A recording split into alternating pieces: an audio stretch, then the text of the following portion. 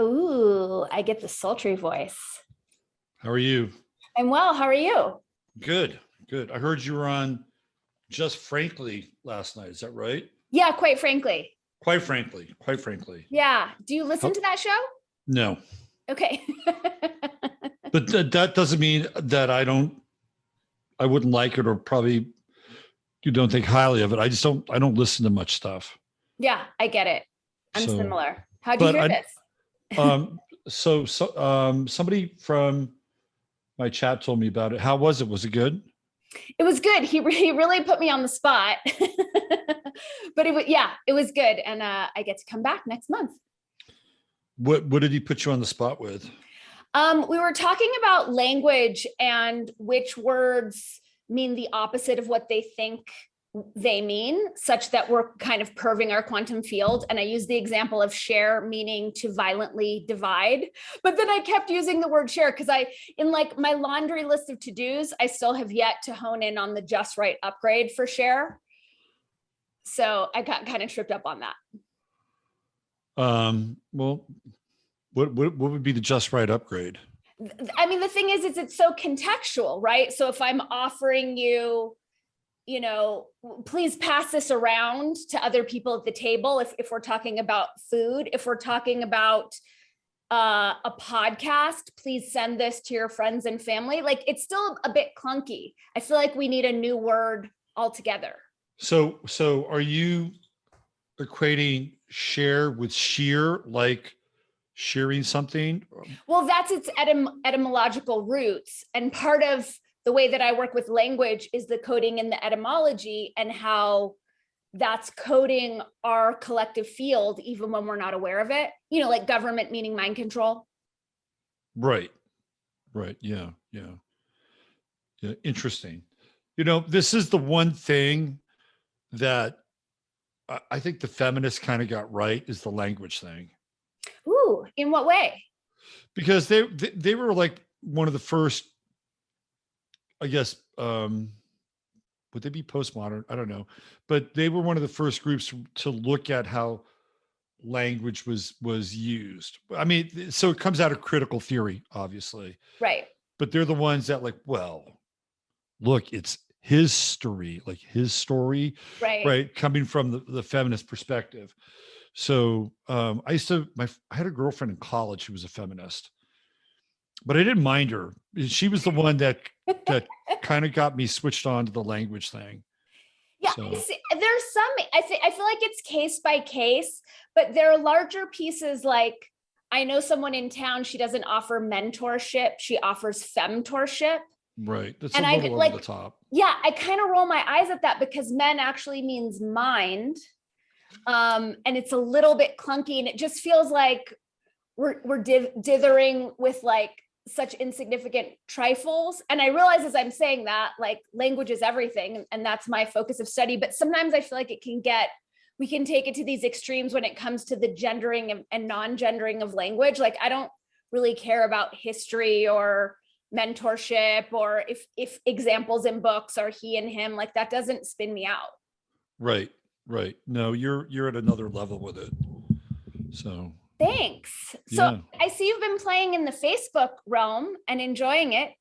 Well, I used to be on Facebook a lot, and I just did it like a drive-by and just said, oh yeah, I remember being here. And really, I met a lot of really cool people through Facebook. And then I had like this massive kind of response to that one little post, and it was cool. So yeah, and I had some interesting conversations, and reconnected with an old client. So yeah, I'll probably spend some more time there. Nice. It's nice to see you there. Yeah. Do you hang out there on Facebook? I definitely don't hang out there. I sometimes touch in. I'm so shadow banned there that it's really an exercise in futility that I do post anything there. But for like the 9 people that they allow to see it, it allows us to stay connected. Right. So that was one of the reasons why I stopped going there, because I felt like there was that, and also there was just a lot of stuff coming out around. I mean, I always knew it was happening, but the Zuckerberg fuckery, and just really going all in on the last election and spending all this money to skew everything. And it's just like, I don't want to support that. I don't want my eyeballs supporting that. And Twitter's no better. I mean, Twitter is just as bad. But at that time I was just like, I'm kind of over this. So. Yeah, I totally respect that. I had a similar perspective with YouTube after getting like multiple strikes, and then they changed their user agreement. I was like, I can't support this. So I deleted all my videos and then just watched all my, like my whole audience shrink. And after a year and a half, I realized like my great big stance isn't changing anything. It's just hurting me.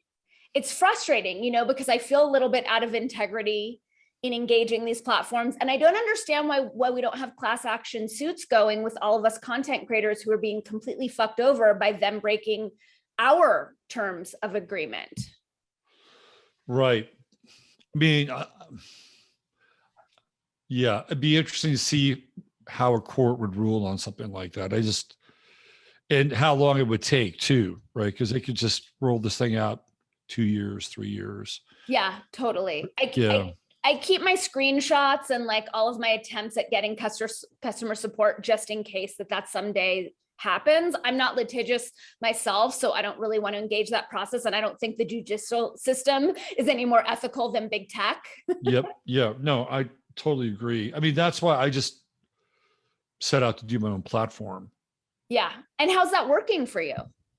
It's good. I mean, so I have 2 other shows that I do on YouTube. So I stay in touch with YouTube, but those shows I'm not going to get strikes or banned for. I mean, unless the content is like super egregious. Like I do my interview show on Friday, and by and large, it's definitely not vanilla, but I'm not talking about things on that show that I talk about on my show.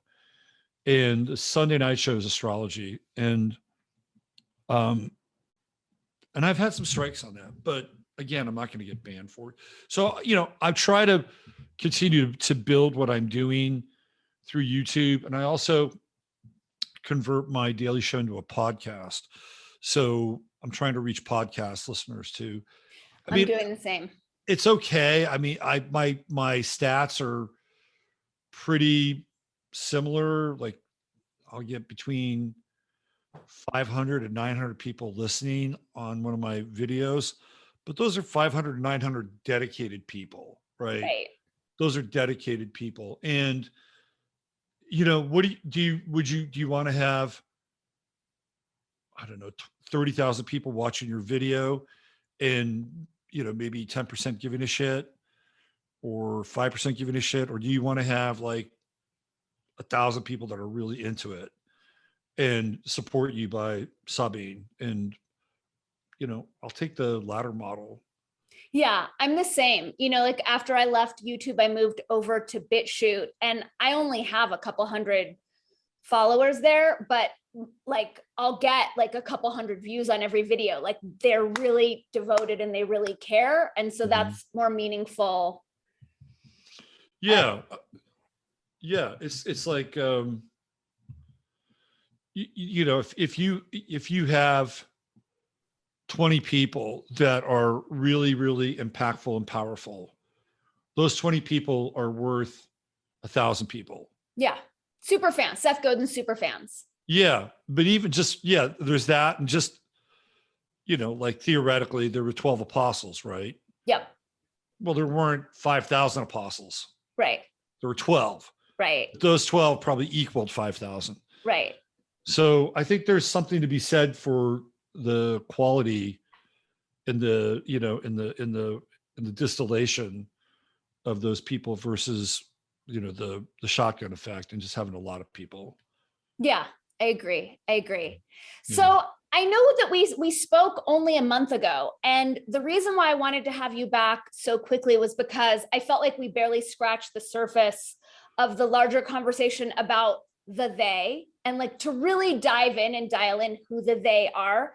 And I also wanted to spend a little bit more time unpacking the Khazarians, because I had done some research on it, quite a bit of research on it before you and I chatted, and then I've done a bit more since. And I just want to see like where our stories intersect. As I understood it, the Khazarians were a tribe in what is now Ukraine, which I think inched into Turkey as well. Right. And also Kazakhstan, right? So it'd be Ukraine, Georgia, Turkey, Kazakhstan, and their DNA is kind of it's kind of Turkic, right? They have kind of a Turkic DNA, but there's also strains that connect them to the Finns. Like they have a Finnish. Ooh. So this is because I've been doing some more research as well since the last time we talked. Cool. And so yeah, we'll have a lot to talk about because it's interesting because there's these two schools, right? There's this one school which says that the Khazarians morph into the Ashkenazis. Right. There is some truth to that, but that's not the totality of it. Because when you get into the haplogroup, the Ashkenazis and the Khazarians don't share the same haplogroup. Like their haplogroup is. What's the haplogroup? The haplogroup is like genetic markers. Okay. So it's not like a one-to-one match. Like if you were to take somebody who was, say, a Polish Jew who would be an Ashkenazi and look at their DNA, it would be different than theoretically somebody who would come from the region that we're talking about, theoretically, but there is some crossover. So it's not like there's this one, like, okay, well, we were here and we just migrated to the West. There's a bit of that, but it's more complex because those haplogroups also show up in other countries like Germany, parts of Spain, and even Italy. So there is a crossover between the Khazarian haplogroup and Ashkenazim haplogroup. But like I said, it's not one-to-one. It's not like, oh, well, here's this progression that you're from here to here to here. Right. So it's a bit more complex in a lot of ways. And then there are clearly a group of people and even scholars like, on the Jewish side of things that say, well, this is where we come from. Like these are our people. And there's another group that says, well, no, that's not true. So there's not one unifying theme and principle that says like, this is who we were, this is where we came from, but there are things that connect them. And it's it's kind of, when you get down into the nuts and bolts of theoretically who we are, where we come from, things get very complex. Right. Very, very complex. Like for instance, I was watching these guys today on they're on this show called Moonshiners. Do you know Moonshiners? No. So Moonshiners is this it's a show that I think A&E has been doing for quite a while. And it's basically these guys who go out into like the woods in Louisiana and Mississippi, and they make moonshine. So they follow, and they've been following different people along the way. And so there were these two, like they decided to get inclusive. So they have these two moonshiners who are Black, and these Black guys they have a really cool still and everything, but they're from New Iberia, Louisiana. And I thought, wow, that's interesting because there is an Iberia, right? And Iberia was connected to Spain. And I'm like, okay, so what's going on here? What's happening with these guys who are living in New Iberia? Why would they call it New Iberia? It's like New Amsterdam. What's going on here? Right. What's the connection? What's the connection? Who are these people? Where did they come from? And so I'm a big kind of Tartaria freak, even though like, I don't think when people look at the United States and all these weird buildings and stuff like that, they like to use the word Tartaria, but I don't think that was the name for it here. But when you get into Tartaria, you invariably wind up in Khazaria too, because the Khazarians have been also called Tartars because they have a very similar Turkic genetic DNA bloodline. And also, what is the geography that Tartaria supposedly existed in? Like, what's the modern day geography? all right, so the modern day geography is sort of Ukraine, Kazakhstan, and East, right? Okay. Theoretically. So you're kind of in that inner zone between outer Russia and outer Mongolia, right? That whole area. And then Kazakhstan, what else? Yeah, Kazakhstan, Georgia, Kyrgyzstan, like that would have been considered theoretic. Well, that's considered today to be theoretically Tartaria. Okay. But there are people that use the word Tartaria for a global civilization. And I don't think I don't think that name is that comprehensive for everything, but we use it because it's something we can name, right? We can name it. And bringing it back to Khazaria and the Khazars, the Khazars, and I think it might have to do with their Finnish roots, have also shown up as being fair skinned and red haired, which, if you follow the track of fair skinned and red haired people, you will see that they show up in a lot of very unusual places. For instance, China, they have the ancient mummies of China, the ones that actually predate Chinese civilization, are fair skinned and red haired.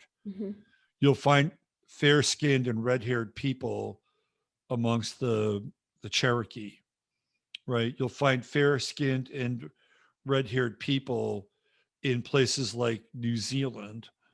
And there are stories of these people who began their migration in other places. So it's very interesting to look at, the whole Khazarian story as it relates also to Tartaria. Now, is it all unified under, one king and one group? Again, I mean, that's, the story that we know in terms of, the conversion that took place with King Bulan, like that is one story. And was it a unified, area, kingdom? That's that. I wouldn't say it's debatable, but I think it's worthy of exploring, because some of the other things I've been reading is that there were also some, Muslim factions that were in and around Khazaria as well. So it wasn't just this complete conversion to Judaism, but there is that, right? And it's interesting. It's very, very interesting. And the other thing and I don't know if you like dove into this part of the discussion, but it's the battles between the Khazars and the Russians. Have you explored that?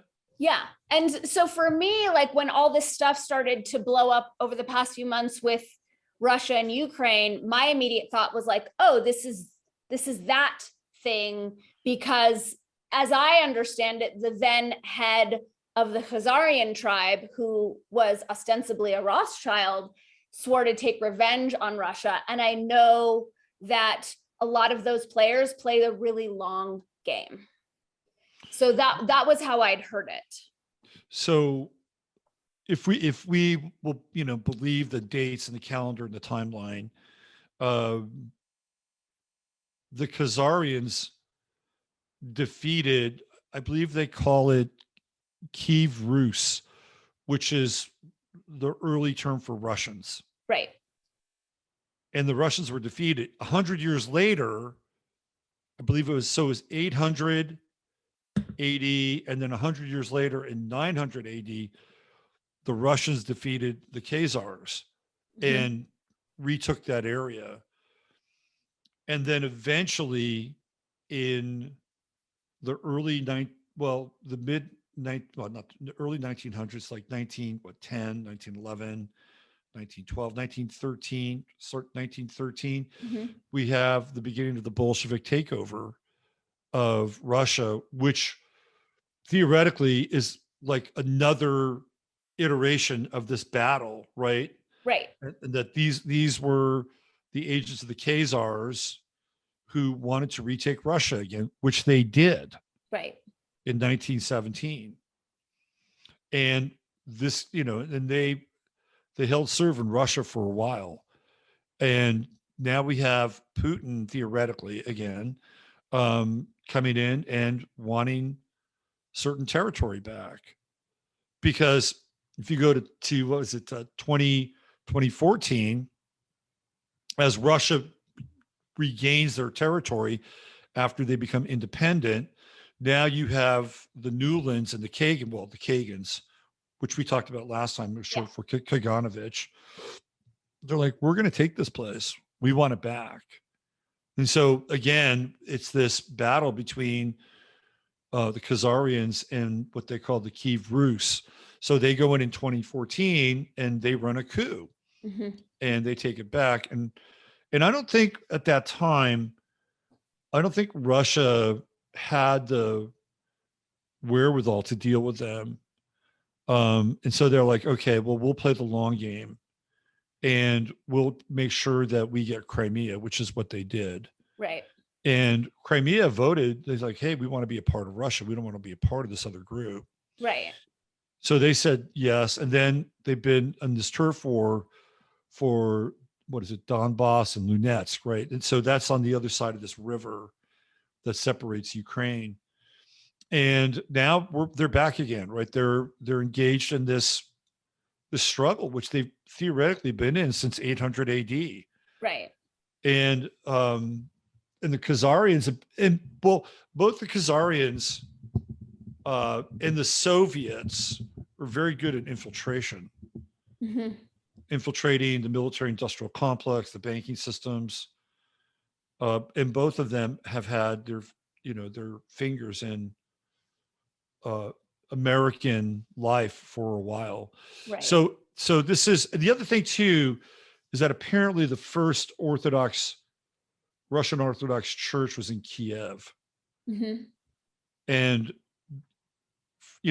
again, supposedly Putin takes this very seriously.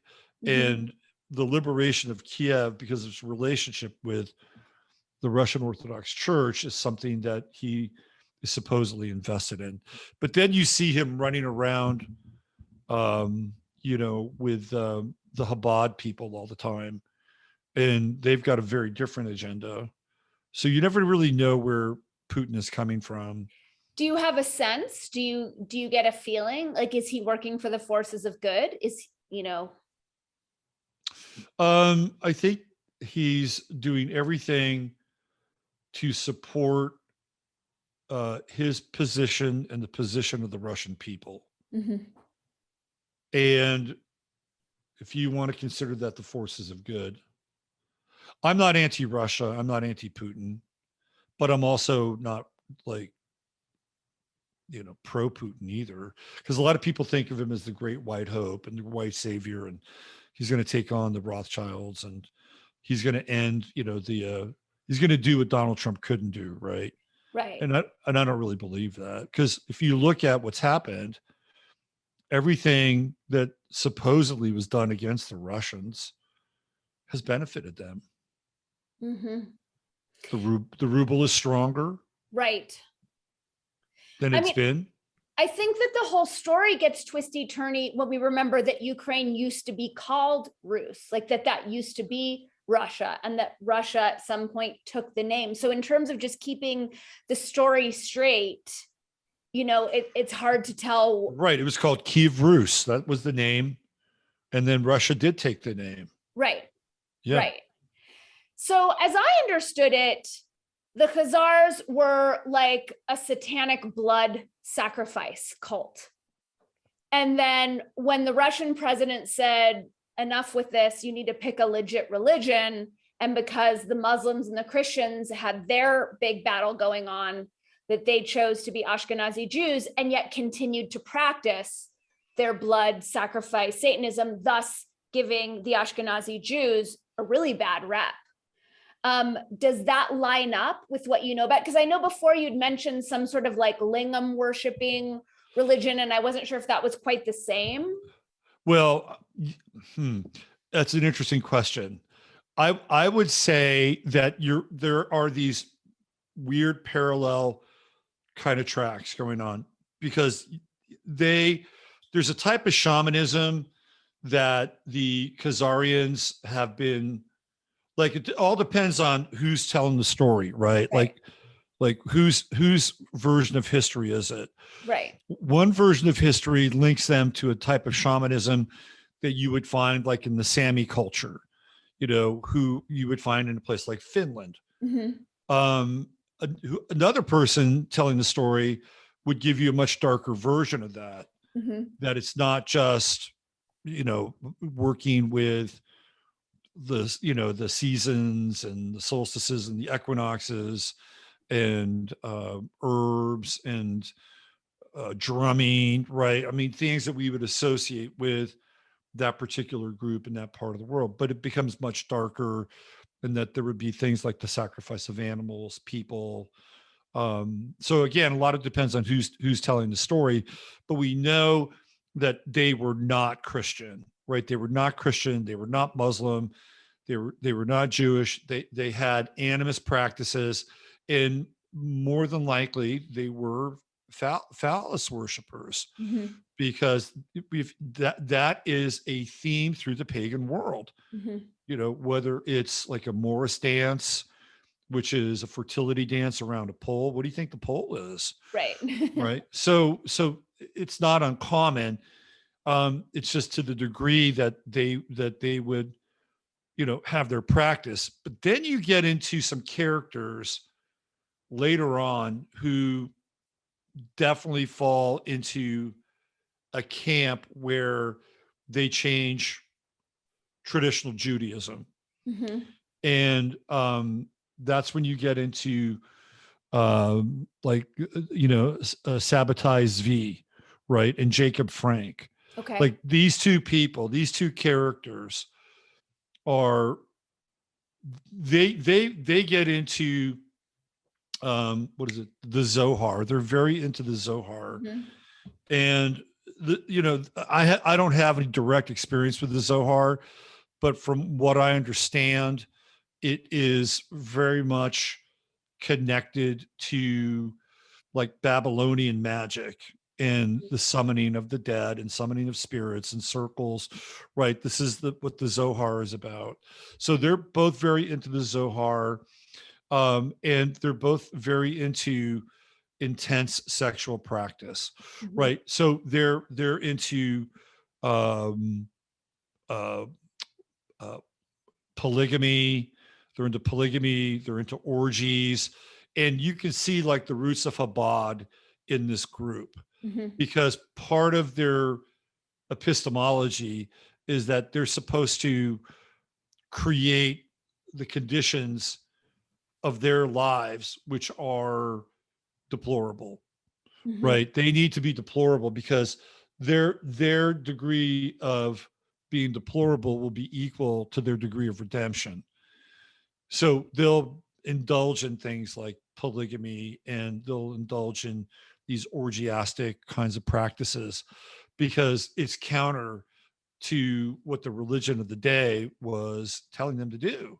Mm-hmm. Like Jacob Frank and Sabotage V were both excommunicated.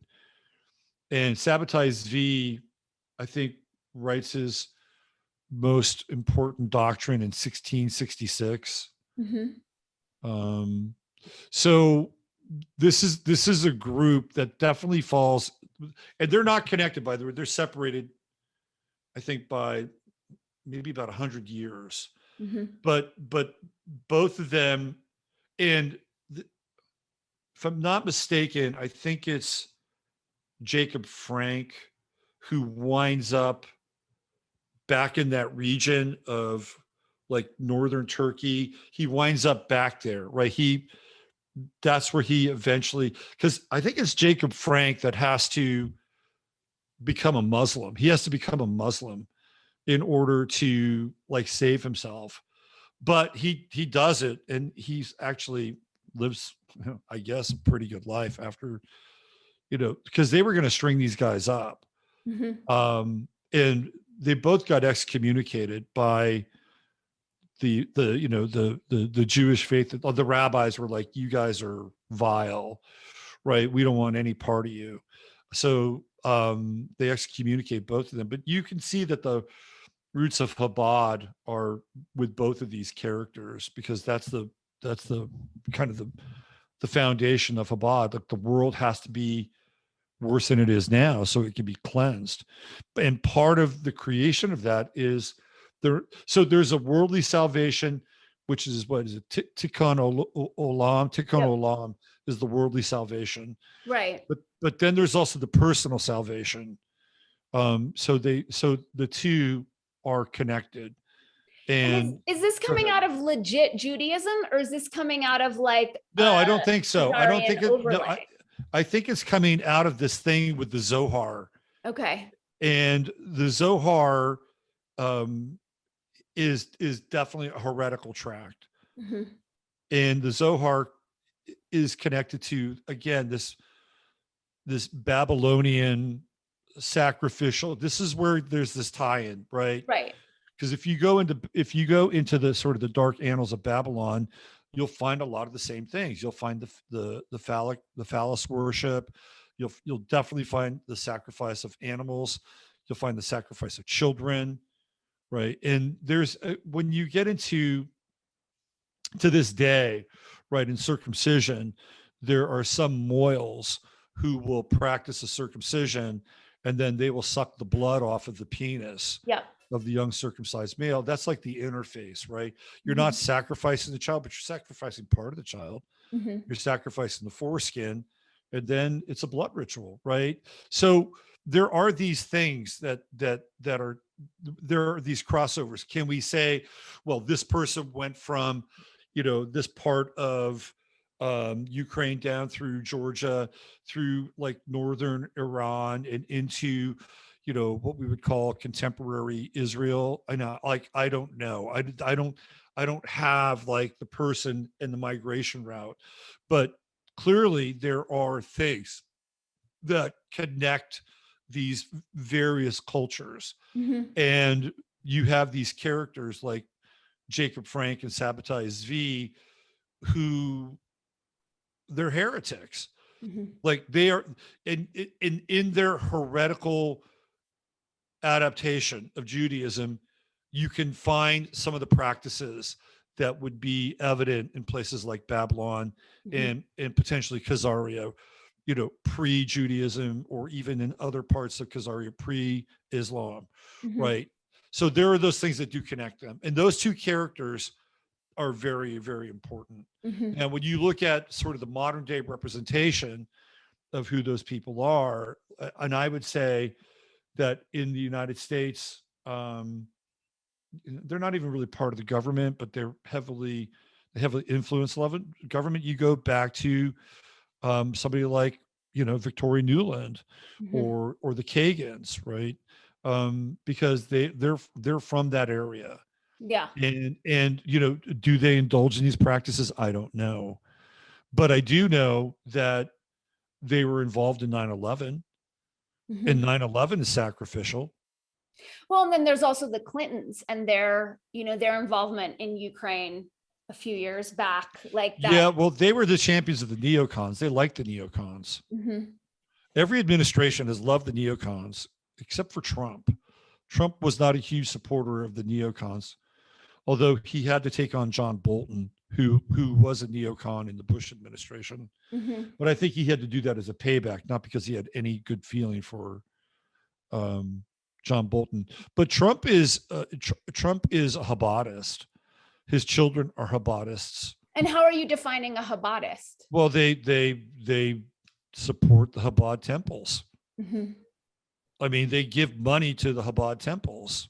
And is Trump himself? Because it seems like, I mean, I don't know much about it, but it seems like Ivanka took this weird kind of sideways turn, and Jared Kushner, and then I don't even know what to believe about Trump. If he's a force of good, if he's a giant you know, Yeah, that's a whole other show. But I yeah, mean, exactly. but all of his children married into Judaism. Right. And so Like, this is yeah. like, is it legit Judaism?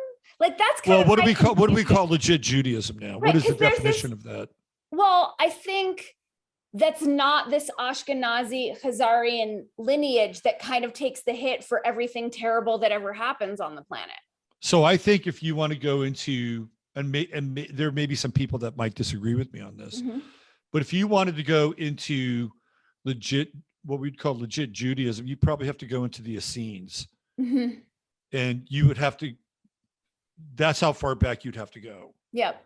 and it would be, I think it's a very different kind of practice, right? It's a whole different practice. There was this one thing that I found. What was this? It was, I think, oh yeah. Here it is. So this is a very interesting website. Do you want screen share? Yeah, because I think this could give people some very interesting things to think about in terms of like tribes, people in tribes. We might be able to connect this to things like Iberia and even Ireland. Okay, cool. Is that okay? Yeah, please. Okay, so can I share now? Yeah, I think so. Let's see. So I ran across this website, and it's called the Ukraine and Khazaria. Cool. GKM. It's just not a huge blog, but it has some interesting connections here. Talks about Arthur Kessler, who wrote the 13th Tribe. And he's really the first person that goes down this path. And Arthur Kessler is clearly he's Ashkenazi, and he was part of the Zionist Congress. He was a big time Zionist, and then he broke ranks. He's like, no, I don't think this is the way. And through his research, he discovers that in his research that the Ashkenazi people are descended from the Kazars. So there is no like Jewish people based on how we had defined them. That's Kessler. So this is connected to that and has some other pieces here. So although his view is called a theory, it is one supported by the Jewish Encyclopedia itself. So the Jewish Encyclopedia is chiming in here. Khazars, a people of Turkish origin whose life and history are interwoven with the very beginnings of the history of the Jews in Russia. The kingdom of the Khazars was firmly established in most of South Russia long before the foundation of the Russian monarchy by the Varangians. So this is what we were talking about. It was probably about the time, 7th century, that the Chagan of the Khazars and his grandees, together with a large number of his heathen people, embraced the Jewish religion. So that's from the Jewish Encyclopedia. Okay. The Jewish Encyclopedia goes on to quote from the letter 960 AD written by King Joseph of the Khazars. So this is not Bulan, but King Joseph. Okay. To Hasdai ibn Shaprut, to the Jewish court doctor in Cordoba, Spain. Joseph does not trace Khazar ancestry to Hebrew people, but to Khazar, the seventh son of Togarma. Togarma is interesting because now we're into the lineage of Noah. Okay. So Togarma was the brother of Ashkenaz. So we get Ashkenazi from one of the offspring of Noah. Okay. Who is the son of Gomer, the son of Japheth.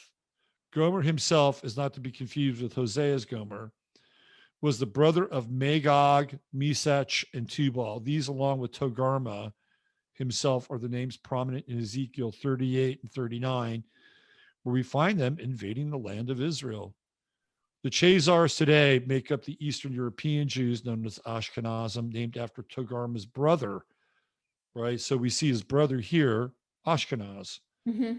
Ezekiel's prophecy of so-called Russian invasion of Israel was actually fulfilled when the Russian Jews conquered Palestine through immigration, which is interesting. In fact, modern Jews are a combination of Judah, Edom, and Khazar, Togarma, Magog. Modern Zionism is, in fact, the fulfillment of Ezekiel 38, 39. So this is kind of an interesting look, right, at the the genesis of modern Jews. Mm-hmm. So we can see the combination of Judah, like the tribes of Judah, the tribes of Edom or the Edomites, the Khazarians / Tomarga, Magog. That's the group that they come out of. So this is interesting because, we see Togarma, who is the brother of Ashnas, the son of Gomer, the son of Japheth being one of the direct descendants of Noah. Japheth theoretically settles in Ireland. Mm-hmm. And when you look at Noah, right, the description of Noah is that he is fair skinned and has red hair. Mm-hmm. And some people believe that Noah is an albino and that he is a mutation. Mm-hmm. That could be true.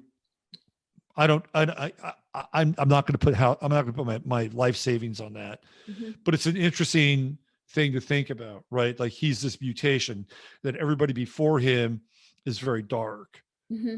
but he's not. So, his offspring are light. They're light skinned and they tend to be fair haired, right? Except for one. Who is it? It's I think it's Ham. Ham is dark. Mm-hmm. That's another son of Noah. So Japheth settles in Ireland. That's where and then these are his sons, right? Mm-hmm. Right. So his son, Japheth's son, is Gomer, Magog, Meshach, and Tubal. Tubal is the same Tubal as in Tubal Cain. And this is one of the entities that is very popular in Freemasonry. Mm-hmm. But Japheth is very interesting because Magog is a giant, right? He is a giant. And when we talked about this last time, didn't we, with the Irish giant? Yeah. Right. And there's this whole tradition of these giants in Ireland. And Magog is one of them. So we can see here, right, through this lineage that the Kazars are also connected, right? Mm-hmm. From this lineage. But then there's also, but these characters not Jewish, right? Like Japheth is not Jewish. Okay. He is not Jewish. But I don't believe Japheth is Christian either. Mm-hmm. What kind of texts or tracts did they believe in? Were they Essenes? Maybe. All right. They could have been. You have to remember he's descended from Noah. And theoretically, Noah is also Utnapishtim.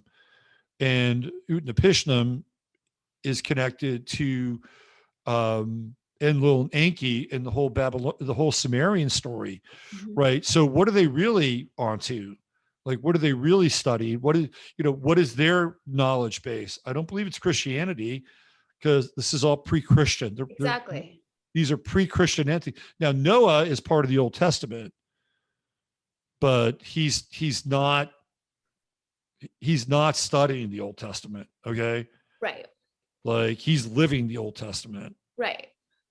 So again, bringing this back to Khazar or the Khazarians, like there's some connection here. It's connection between theoretically the descendants of Noah who spread out and have these different tribes, Mm-hmm. and they live in different places, including the Fertile Crescent and this area that we're talking about.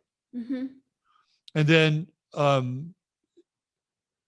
Japheth later, and supposedly Japheth later, and through the descendants of Japheth who we would call the Irish, Mm-hmm. they wind up going to some of these places and reconnecting with like the descendants of Noah and spreading knowledge. Because one of them, I think, is it Ham? One of them is dark physically, but there's also one of the brothers is dark from a spiritual perspective. Okay. Right. Yeah. But so this is quite interesting in how these things are interconnected. Mm-hmm. Right. So somewhere along the way, the Khazars, who are theoretically part of this connection between the sons of Noah, take up Judaism. Mm-hmm. So one of the things that I find most striking about the whole Khazarian narrative and the Jewish narrative is that we're allegedly not allowed to talk about it, that it is the third rail, which for me is always eyebrow raising. You know, and that you bring it up and you're just instantly branded an anti-Semite. And most of the sort of, you know, like conventional stuff that I found on the web about it, not the deep conspiracy stuff, is a bunch of rabbis saying that it's like hate mongering anti-Semitism. And they just kind of sweep it away in this way that also doesn't really jive. Well, I mean, this is a big language thing. So what's a Semite? Who's a Semite? If I am pro-Palestinian, aren't they Semitic people? Right. So how could I be an anti-Semite? Yeah, I mean, the whole thing just seems like a big kind of shell game distraction of like, don't talk about this thing, buy into this one specific narrative. And then you still have the ongoing narrative of like, it's the Jews are at fault, the Jews are to blame. It just feels like it's super fuzzy. Well, it is super fuzzy because there are people, and they've reached out to me and they said, "Oh, don't fall for that trap, because it's really the British, right? It's the British and it's the Jesuits, and what they've done is they've created this straw man, and people are going after the wrong straw man." I'm not sure I really believe that, but that, you know, opens up the discussion of like a network, right? A network of influencers. Have you seen this map? I've seen something similar to it. So how legit is this? It immediately makes my head spin out where I'm like, I don't even know how to track this. Right. So the Canaanites are going to be the children of Cain, right? Mm-hmm. And they're cannibals and Satanists? Well, here we have the Baal worship, and right. Baal worship gets into what we were talking about, which is animism, dark paganism, you know, Necronomicron stuff, and also phallic worshiping. The cannibalism thing, like I can't like directly attribute that to the Canaanites, but I think the cannibalism thing is much bigger and pervasive than we've ever really thought about. In terms of like a force of darkness that continues to operate. Yes. Mm-hmm. And that goes beyond just the adrenochrome, but to actually like eating flesh. Yes. Okay. Yep. So what do we have here? Then you have the Hyksos coming out of Baal worship.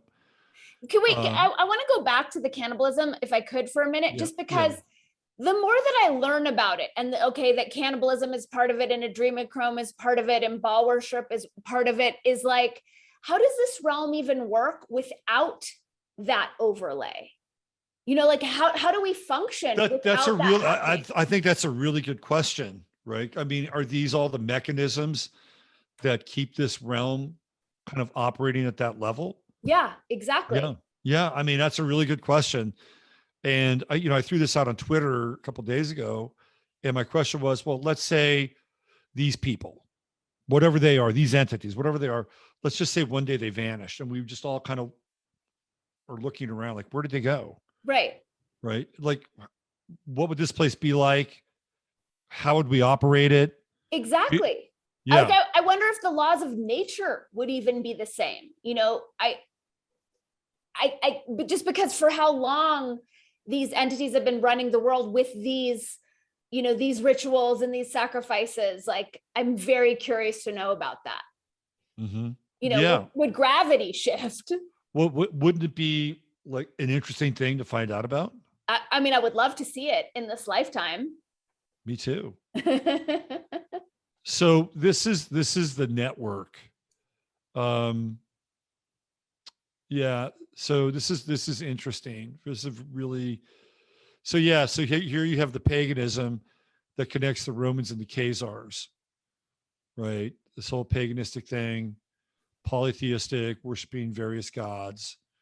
And then you have the Vatican, which is the center, right? The center of theoretically. So when you get into the whole Tartaria thing, it tends to be very interesting, because there is no Rome, right? Okay. Like Rome is a made up story. Like it never happened. It's just a myth. Yeah, it's a myth.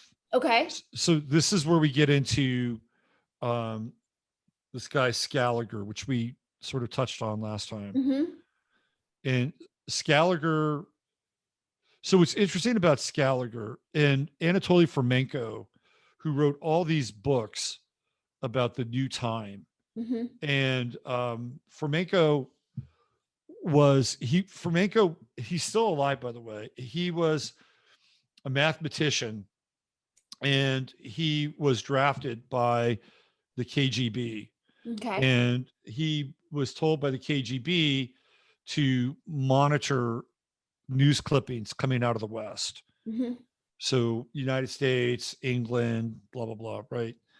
And he would read this stuff and he knew that they were printing propaganda, just like they print propaganda in Russia, right? Mm-hmm. So it's like, wow, well, there's all this propaganda that they're spewing out. I wonder if they've always been propagandists. Mm-hmm. And so he went in and he started to look at what we would call history. And he began, he's got like, I don't know, 11, 12 like editions of the New Time. Mm-hmm. And he gets very granular and he looks at things like comets.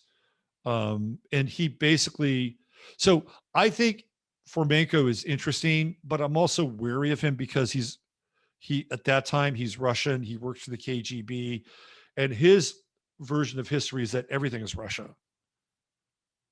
Like everything is Russia, and everything that we have created is a story that cuts Russia out of the story, right? That's Fomenko's. That's a bold statement. So, so Egypt's not a thing? No. Egypt's not a thing. Jesus isn't a thing. And one of the people that he points to is this character named Scaliger, mm-hmm. who is a historical figure. And he shows up in the 1600s. And he is supposedly a scholar, right? And he's the first person that supposedly understands Hebrew. And so because he supposedly understands Hebrew, he begins to tell the story about what's happened in the Middle East and the Fertile Crescent and the Jewish people. Like it's this one guy, but he's also telling the story about what happened in Persia. So he is essentially writing these tracts that are going to be, the story of supposedly how history unfolded. And he winds up getting a bunch of young scholars mm-hmm. who he surrounds himself with these young scholars. And I think they're cranking out mostly bullshit. Because what's interesting about Scaliger is that he never debated anybody. He would not debate anyone. And he would teach privately. He was offered like, I guess it'd be the equivalent of professorships by certain kings mm-hmm. or dukes, and he would take them up on it. But if anybody wanted to put his version of history to the test, he wouldn't do it. And at that time, the Jesuits were also vying for their own version of history. Mm-hmm. So the Jesuits and Scaliger did not see eye to eye, and the Jesuits would take Scaliger on.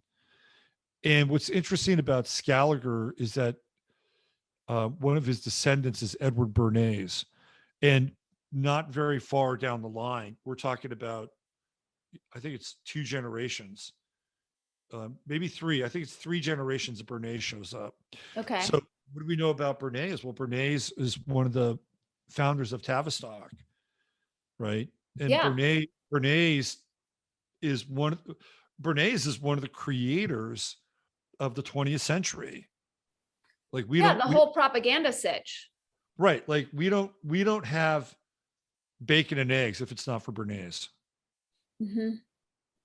Because right, just the pairing, just the imposition of those being inextricably bound. it's Bernays. Because if you go back and look at how people ate breakfast in the early part of the 20th century, it was not really a thing. They would have maybe a cup of coffee, maybe some juice, maybe some tea, and a piece of bread, right? And maybe there'd be some jam on that. But that was it. So it's kind of interesting too, because Bernays being Jewish, I don't think he ate pork, but I think it was the pork farmers that wanted to sell more pork. Right. So Bernays was really big into the egg, because he thought he understood that the egg was this symbolic thing that connected everybody to life. Mm-hmm. Right. He would later pick up on, do you know the cake mix story with Bernays? Do you know that story? No. All right. So we'll finish the bacon and eggs thing. So okay. Bernays thinks long and hard. Well, how can we sell more pork? So, well, we'll popularize eggs to go along with the bacon. Mm-hmm. And sure enough, bacon and eggs takes off. And it's thanks to Bernays that happens. So I think it was Betty Crocker or General Mills or one of these companies comes along and says, look, we have these cake mixes. All you have to do is add water and you put them in the oven and they cook, but they're not selling. Can you help us figure out why? So Bernays set up a series of interviews with women, and he asked them, like, would you cook this? Would you make this at home? And they all said, well, no.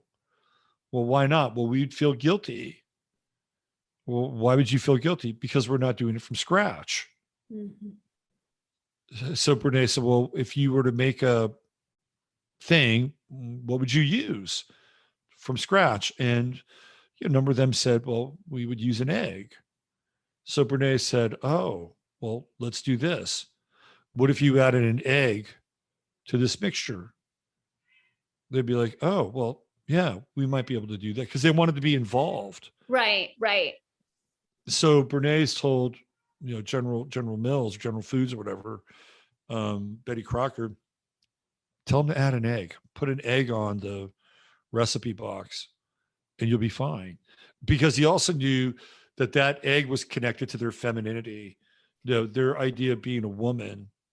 And Bernays was, I think, what did John Coleman say? He's a double cousin of Freud. So yeah, he's for sure. he's related to Freud. And he would actually talk to Freud about certain things.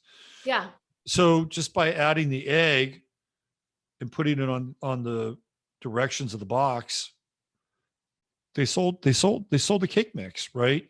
Right. So that's Bernays, and he's got his hands in a bunch of stuff. Like, he's also the guy that starts the first color revolution. I think the Bolsheviks were a bit of a color revolution, but Bernays does it in a very distinct way. He creates the blueprint for it, and it has to do with what is it? United Fruit. Isn't that what they were called? United Fruit. And United Fruit were this company that specialized in, like, bananas became a really big deal. Mm-hmm. And bananas became a big deal, I think, like the 30s, very exotic, like it became huge. And a lot of the bananas came out of Guatemala. Mm-hmm. So the president of Guatemala, I forget his name, wanted to, I want to nationalize the banana industry, because, United Fruit are coming down here and they're taking all these bananas. We're getting like pennies on the banana. And so he was talking about nationalizing the bananas. Mm-hmm. So United Fruit got a hold of it and the news, and they said to Bernays, like, hey, you got to help us out. Like, we want to maintain control of bananas in Guatemala. So Bernays thought about it. He said, okay, I can do this. So he went to Guatemala, and the first thing he did is he employed a bunch of journalists from the United States to come to Guatemala. And he hired people in Guatemala to put up communist propaganda, because the communists, of course, were everywhere. And Bernays created a scenario where the communists were getting cozy with the president of Guatemala, which wasn't true. Ooh. But then what happened is that they brought these journalists down to Guatemala, and they saw where people had like spray painted shit and done certain things. And they went back to the United States and started writing these stories that the Red Threat was in Guatemala and that the president of Guatemala needed to be deposed. So I think they also tightened the screws on them with wheat or something like that, because there's always, food is always in the mix. They make people hungry and they revolt. Right. I think there was part of that. And the president of Guatemala had no connections to the Russians or communism at all. But now he's getting all this heat. He's thinking that Guatemala can be invaded. He can be deposed. They're tightening the screws a little bit on the food side. Now his own people are starting to rebel against him. He split. He left, right? So Bernays basically stage managed a coup, and that model was used from that point forward. He was a very, very clever, intelligent guy. He was also the guy that was in charge of getting women to smoke. Totally. Right. Yeah. He was also the guy that created the storefront window for department stores. So he also is involved in the creation of Tavistock. That part I didn't know. Yeah, he's on the ground floor with Tavistock. And Tavistock is like the modern day Scaliger, right? They're creating the story. Yeah. That we're living in right now. It's crazy what a giant psyop it is, and then just like, as you just took us back to Bernays, like seeing how it's all this like giant mass psychological manipulation. Right. It is. It's a massive manipulation.